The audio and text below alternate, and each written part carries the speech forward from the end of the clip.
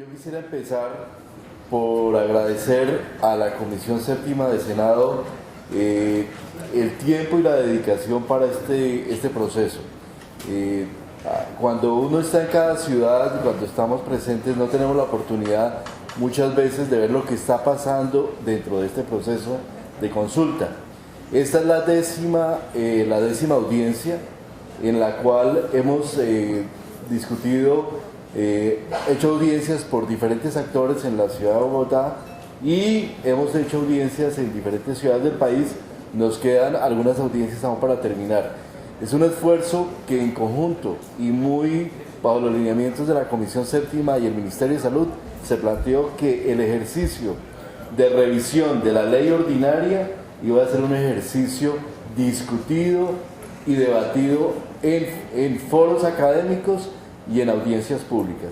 Además de estas audiencias han habido por lo menos en universidades, en centros académicos, por lo menos otros 10 foros, probablemente más de 10 foros, en los cuales hemos asistido y se han hecho otra cantidad de aportes tan importantes como lo que hemos visto en el día de hoy.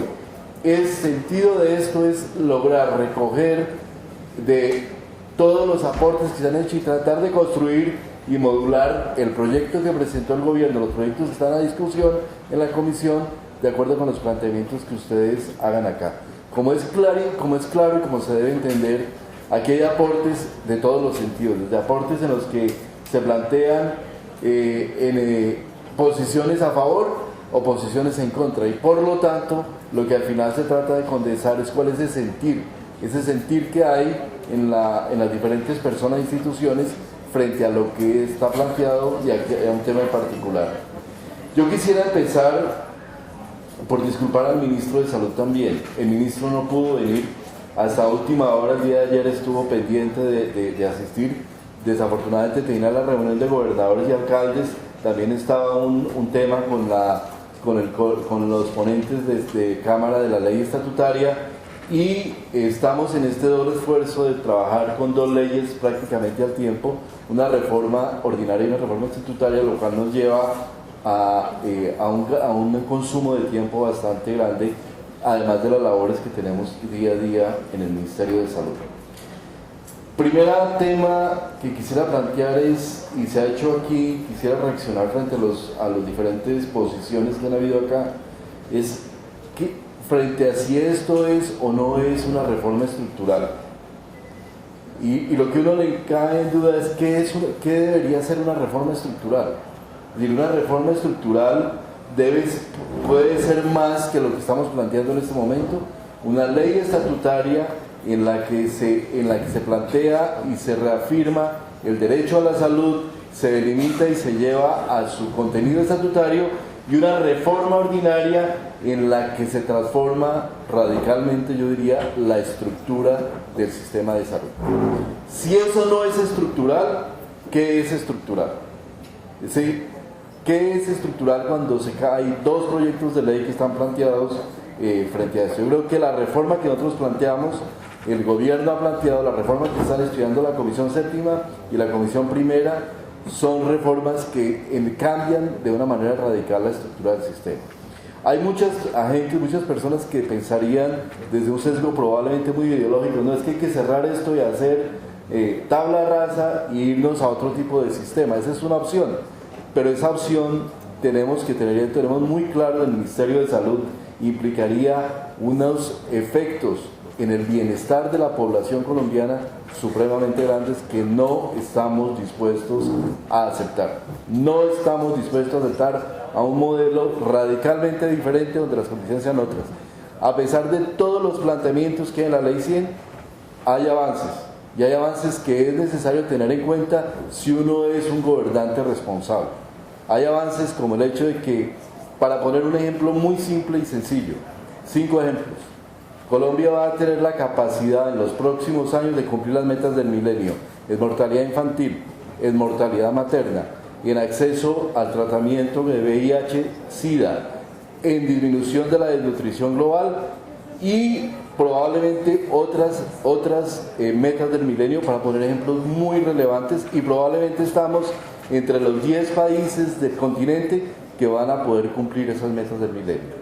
Eso es supremamente importante y eso tenemos que respetarlo, porque nuestro planteamiento como gobernantes es que tenemos que proteger las ganancias que a partir de la ley 100 o del desarrollo de otras leyes o el desarrollo propio económico de la sociedad se han venido obteniendo. Entonces, el punto es donde situar la ley. La primera premisa, el derecho a la salud. El derecho a la salud es una ganancia de la población colombiana.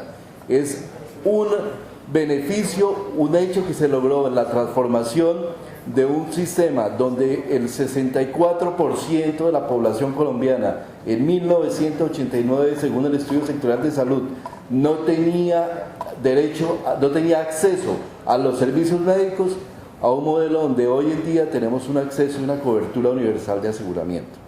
Que hay dificultades tremendas en la posibilidad de acceder en el flujo de los servicios, que tenemos problemas de calidad supremamente importantes, es el reconocimiento piramidal que hace la reforma, el planteamiento de reforma de salud. Por eso la reforma se plantea como una propuesta, una apuesta para garantizar la oportunidad y el acceso a los servicios con calidad, y esa es la base fundamental sobre la cual se mueve el proyecto de ley ordinaria. Eso no significa de ninguna manera que se esté limitando el derecho a la tutela. El derecho a la tutela es un derecho constitucional generado en la Constitución de 1991, ganado por la población colombiana, pero lo que sí no se puede dejar de pensar es que el derecho es que un sistema eficiente, eficaz y que le responda a la población debe tender a reducir las tutelas, porque no es posible ni es aceptable que se obtenga el acceso a los servicios de salud a punta de tutelas. Y eso es un planteamiento central de la discusión que se ha hecho sobre la reforma de la salud, de manera que no hay de ninguna manera en los planteamientos ninguna delimitación de la tutela.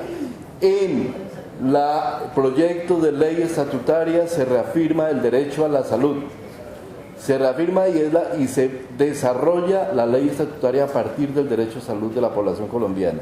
En la ley ordinaria probablemente hubo una omisión, esta omisión se ha reconocido y probablemente se incluya nuevamente para ir a la armonización de las dos leyes. Cultura de la salud. Yo creo que el tema cultural que planteó aquí el profesor Cruz es supremamente importante. Creo que es algo que de alguna manera no se discutió probablemente a profundidad en los momentos en que se hizo la discusión sobre la reforma.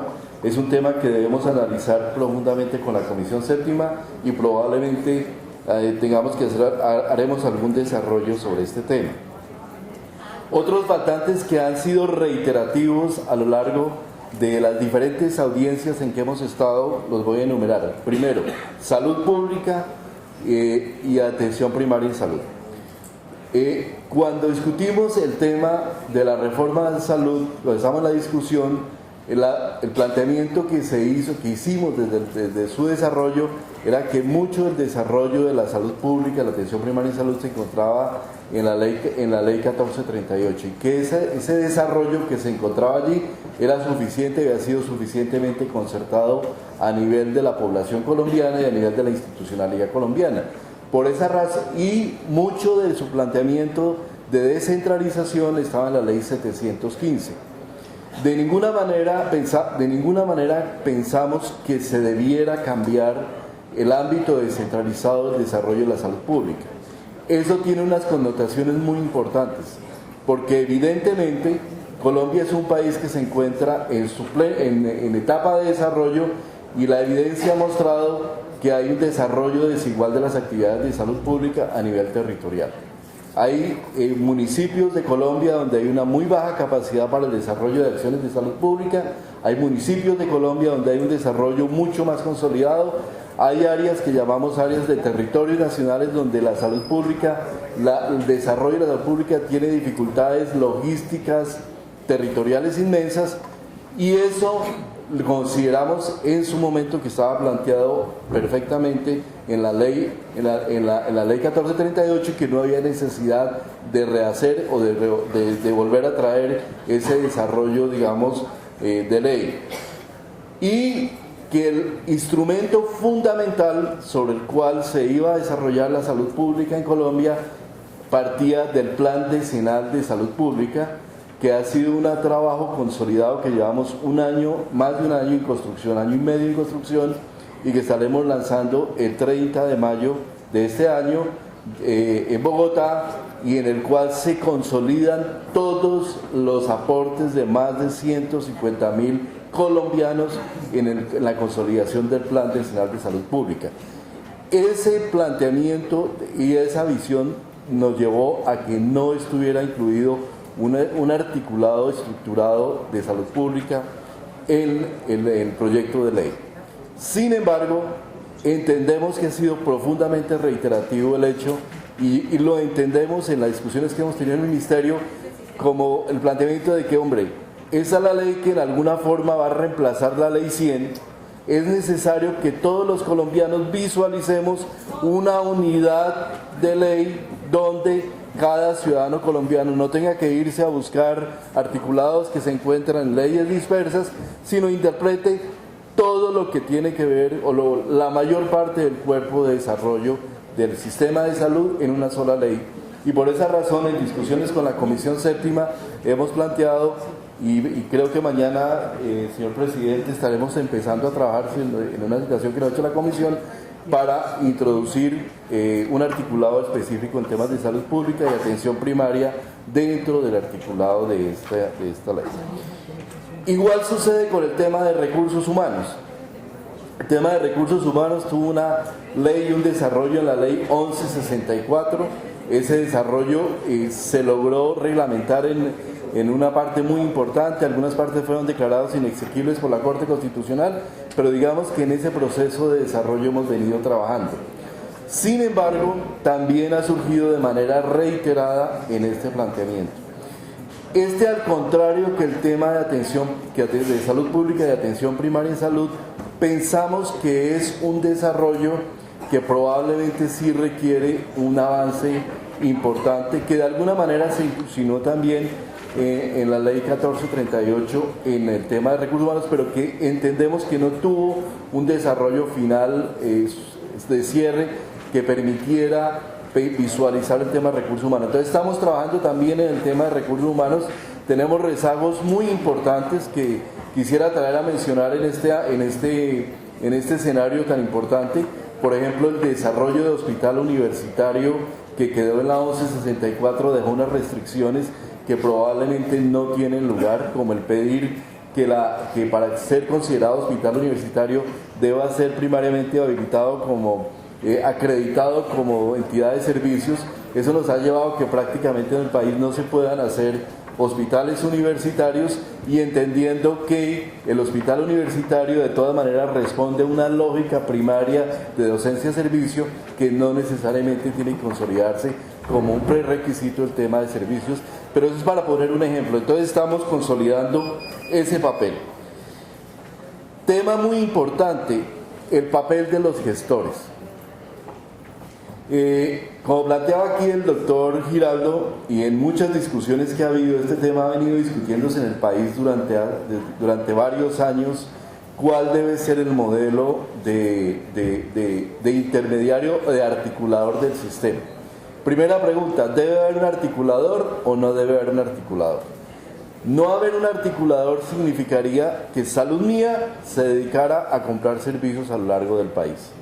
Ese es un modelo que nosotros pensamos francamente que el país no se encuentra preparado para asumir ese reto de una manera centralizada.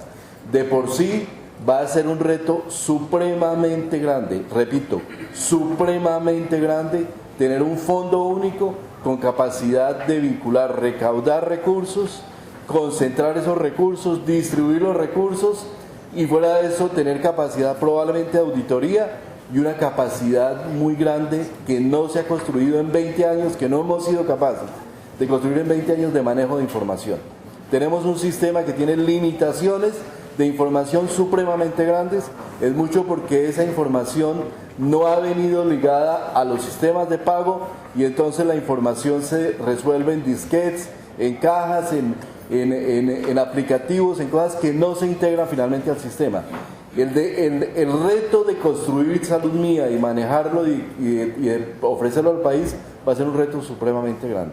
Si ponemos a Salud Mía como contratante y comprador de servicios de salud a nivel del territorio nacional, comprándole a 10.000 o más IPS a nivel nacional y negociando con ellas y ayudando a eso es un escenario absolutamente imposible. Creo que estoy caricaturizando el tema, pero quiero que lo miremos en la totalidad de la extensión de lo que ello significa. Segundo tema que viene después de este, Salud Mía debe ser un gestor, debe ser un administrador o debe ser un asegurador. Y ahí tenemos una historia negra en Colombia de la historia de los recobros desde el año 2001.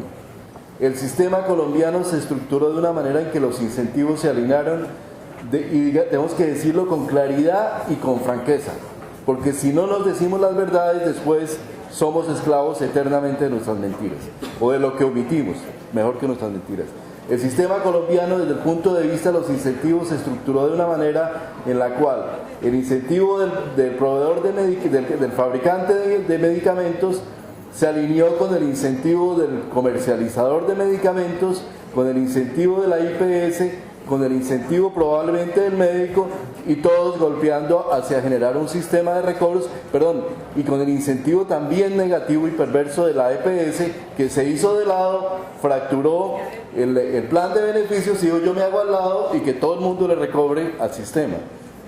A mí me angustia y nos angustia terriblemente un sistema donde haya un administrador que, en lugar de obrar en el sentido contrario y ser un comprador que con su riesgo compre, volvamos un administrador que simplemente se vuelva un incentivo más y terminemos en un sistema único nacional de recobros. Ese es el escenario que plantearía un modelo donde los incentivos no haya un comprador que vaya con un incentivo contrario al que tienen en el sistema. Un sistema único nacional de recobros en el que a lo largo de 3 años, seguramente pasaríamos 3 años de una gran felicidad de todos los actores, probablemente nos pongan medallitas a los que estuvimos en el Ministerio de Salud, pero a los 3 años, en un sentido de irresponsabilidad con la que no podríamos vivir, tendríamos un sistema quebrado en la cual no existiera plata suficiente para pagar lo que los colombianos necesitan y merecen la atención de salud. Este es un tema de responsabilidad en un diseño particular que es al final una selección. Y la selección más razonable desde el punto de vista de largas discusiones que tuvimos al interior del ministerio, en las que escuchamos a todos los actores y recogimos evidencia de muchos años, incluso de muchos países, donde hay modelos que han tenido diferentes desarrollos y donde efectivamente los modelos centralizados de compra probablemente funcionan en países muy pequeños, pero en países tan grandes y tan diversos como Colombia, también hay que decirlo, con niveles tan elevados de corrupción, es supremamente difícil implantar un modelo de esa naturaleza. El tema de la integración vertical. Yo creo que es un tema muy sensible y lo repito lo que ha dicho el ministro en algunos foros. Estamos en la capacidad de discutir el tema, de si es necesario llegar a reevaluarlo. ¿Por qué se planteó integración vertical en los gestores en el nivel básico, en el nivel primario? Para darle al gestor la capacidad de manejar el riesgo integralmente y de tener la capacidad de contener el gasto llegando al tercer nivel. ¿Por qué razón? Es mucho por la razón que plantea el doctor Giraldo. Si uno va a urgencias de cualquier institución hospitalaria de alta complejidad, en Colombia, ¿qué es lo que se encuentra? Una cantidad de personas desesperadas esperando servicios de salud que no reciben y que duran días completos en recibir.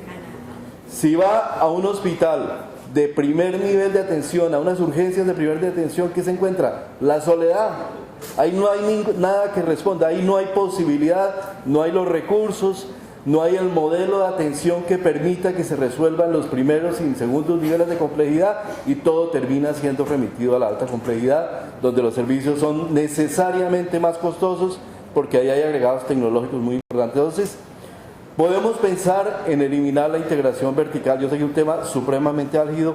Doctor Giraldo, le reconozco que aquí no hay suficiente evidencia, que tenemos que construirla probablemente de manera cualitativa, pero también si pensamos en integración vertical, Hay que pensar en la integración vertical no solamente entre EPS e IPS, sino tenemos que pensar también en cuáles son los efectos que está teniendo la integración vertical a nivel de proveedores de servicios con otros agentes del sistema. Yo creo que es un tema que hay que debatir, hay que discutir, eliminando posiciones gremiales, eliminando nuestros propios intereses con toda claridad y definir frente al país si no vamos a tener integración vertical, deberíamos pensar en dónde hay que eliminar y si hay que eliminarla completamente de todos los proveedores. Eso tiene efectos muy importantes. Tiene efectos muy importantes que es necesario visualizar. Y lo digo de manera para poner simples ejemplos. La integración vertical se está dando hoy en día entre profesionales de ciertas especialidades y industrias de medicamentos o fabricantes de medicamentos específicos para las especialidades. ¿Eso debe persistir o eso no debe persistir? Son preguntas que yo creo que el país se debe hacer y el sistema se debe hacer frente a su desarrollo futuro. O la integración vertical que se puede dar incluso entre ciertos tipos de proveedores de servicios, descremando los mercados, o sea, tomándose la carne y dejando el hueso en hospitales que han terminado siendo descompensados por mecanismos integratorios. En Colombia tenemos excelentes servicios rentabilísimos de neonatología que generan muchísimo dinero y servicios de pediatría completamente cerrados. ¿Eso por qué pasa? Hospitales con una profunda descompensación y un modelo hospitalario que en el sistema de habilitación pensamos abordar de una manera importante. El tema de descentralización elección de mecanismos para elegir los directivos de las EPS, de las ESES y las entidades públicas. Ese es un tema donde pensamos que no hay una solución perfecta. Durante muchos años hemos venido escuchando quejas de gobernadores, de diferentes alcaldes, en el sentido que los concursos que se efectúan para elegir los directivos muchas veces no tienen la suficiente capacidad, donde hay mecanismos anómalos, que no hay respuesta de los directores frente a las prioridades de salud pública, que hay desconexión de salud entre los desarrollos y los planes de salud pública territoriales, municipales y la respuesta que dan las entidades prestadoras de servicios de salud. La opción que tomamos fue una opción desde la política pública un poco más de contenido filosófico. Si el alcalde tiene en su periodo un plan de desarrollo, tiene unas prioridades y tiene que responder a una comunidad, él debe tener la capacidad de poder elegir a sus directivos de la institución prestadora y debe responderle a esa misma comunidad por los servicios. Y esa es la lógica que tomamos. Y por último, para darle la palabra al doctor Norman, la diferenciación entre subsidiado y contributivo, que creemos que en la parte financiera hay unas limitaciones, pero que no es muy relevante en la medida que ya los planes de beneficio se encuentran muy integrados. Persiste un último planteamiento frente al papel del ministerio que yo creo que sale reiteradamente de alguna manera. ¿Cuál debe ser el papel del ministerio? ¿Un papel de rectoría o un papel de delegación? Creo que ahí tenemos que construir una decisión también muy importante a nivel del sistema. La experiencia de delegación de las funciones del ministerio a consejos que incentivaron en el planteamiento que algunos estudios técnicos han hecho, el desarrollo de competencias por rentas de alguna manera entre esos mismos agentes. ¿Cómo modular eso? Y a partir de ese momento se ha venido exigiendo al ministerio el desarrollo de una rectoría. ¿Esa rectoría la debe el ministerio asumir o no la debe asumir? Si el ministerio debe asumir, como ha asumido durante estos 20 años, las responsabilidades del desarrollo del sistema, probablemente debe tener una rectoría suficiente que le permita tomar decisiones, y cuando hablo del ministerio, hablo del Ministerio de Salud y sus entidades descentralizadas. Yo creo que esa es una duda que tenemos que plantear y que habremos de discutir en el ámbito de la reforma.